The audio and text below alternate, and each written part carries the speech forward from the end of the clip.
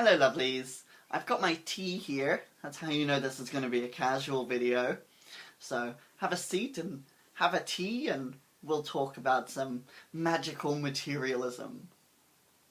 Nom nom nom. I really hate people who slurp their tea in their videos. Oh, it's so bad. So in this video I wanted to touch on a couple of topics. So as I said, magical materialism, but also ideas about witchcraft on a budget and a bare-bones practice.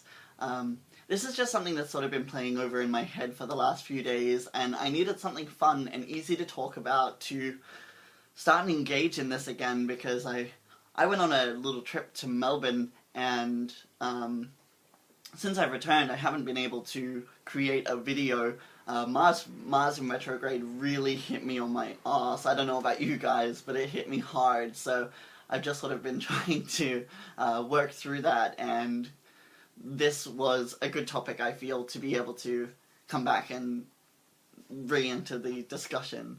I am currently working on my 4th part for the Pop Culture Magic series that I'm doing, so hopefully that will be out next week as well. So trying to get back into the swing of things, trying to get some more wands up on my Etsy store. The store that I work with nearby, they've been really popular there, so I've had to fill up their stock and having some trouble trying to get things on my Etsy to actually get a sale on there so I can start building that reputation on there. So lots of things in the work. I've just been very busy and trying to deal with this Mars retrograde, so like I say, hopefully this is going to be the key that sort of gets me over that bell curve of effort and I can start getting back into the swing of things. So as a pop culture magician, I spend a lot of time with people who practice all sorts of different magic.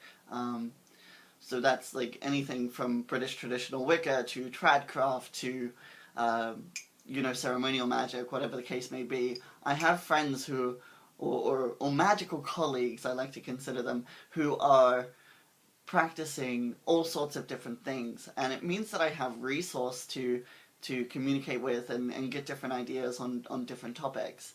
And one of the spaces that I spend a lot of time in is the grimoire magic communities on Facebook. And what I find interesting when I observe that community is that there's no concept of bearing back your practice, reducing your practice to a bare minimum. I feel like in that community specifically, and I'm not trying to call anyone out or say that they're doing it wrong, and this is just an observation that I've made, but they are always acquiring more stuff to make it more purist to the grimoire that they're using.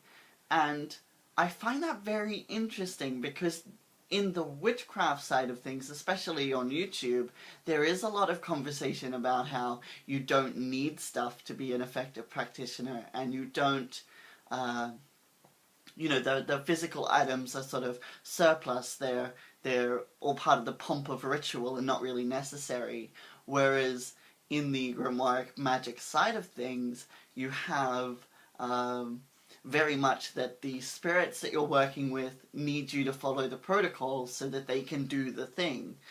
And I find that difference very interesting, and I think part of it, just gonna have a sip of tea, this was meant to be casual and now I feel like I'm like really ranting about it. Okay.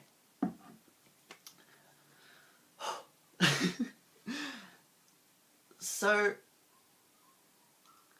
I think possibly this idea that ritual items are an extension of your practice and should not be the most important aspect of preparation.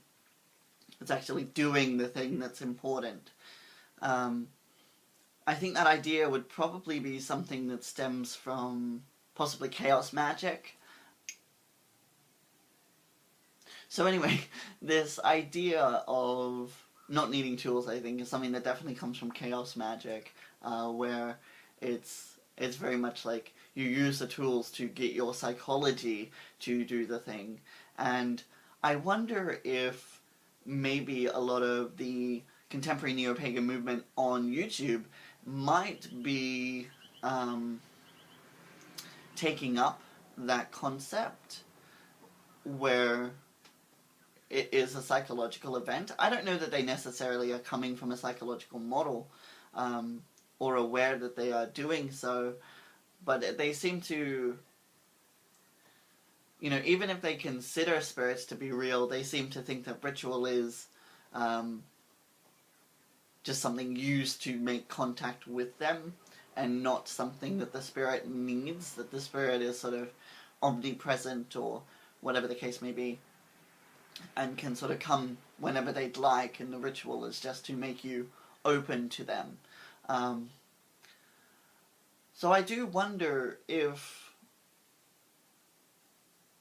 I wonder what the consequence would be then if we were to break down grimoire magic and bring it back to a bare bones. I think as well, when you think about bare bones magic, hoodoo definitely comes to mind. The idea of just using whatever magic is available to you to get shit done. Me personally, I really like stuff. As a pop culture magician, materialism is something very interesting as a barrier to try to work with when I'm looking at pop culture and, you know, merchandise is what I'm looking for. So I guess that ultimately, whether or not material items are going to be necessary to your practice depends on the metaphysics of the material. I think as well, like, you look at like so many mystical traditions. Now that I'm trying to think of one to name, there's so many where idolatry, you know, bringing a spirit into an item is so prevalent. Stuff and mysticism have sort of always been interlocked, and you know, I think maybe the possibly, like, I want to say Zen ideas, somebody fact check me if I'm wrong, where the, you know, banishing of the material and not having anything, and getting rid of, like, personal bondage and material attachment, right? So that you don't lust for anything, essentially. I think maybe we in the West might romanticize that idea, that, oh, you don't need stuff to be spiritual, because now that I talked about chaos magic, and now I'm just thinking that, like, maybe actually I'm wrong about that. Maybe it is more this, like, romanticized idea of Eastern philosophy that has caused magicians and witches of the West who... witches of the West... but, you know, Western magical practitioners to romanticize that idea of no-materialism and bring it into their own practice, where I think it's because I think that works because neo-paganism is typically so nature-based, that the idea of only needing what you're worshipping, maybe that makes sense. I think that's possibly a thing. Who's to say? I mean, ultimately, like I say, I like stuff in my practice. How do you guys feel? Let me open the floor to anybody who wants to respond and ask you, like, what role does stuff play in the metaphysics of your practice? Why is it important or not important, given how you see the universe and how spirit works? Okay. I hope you're well. Mwah.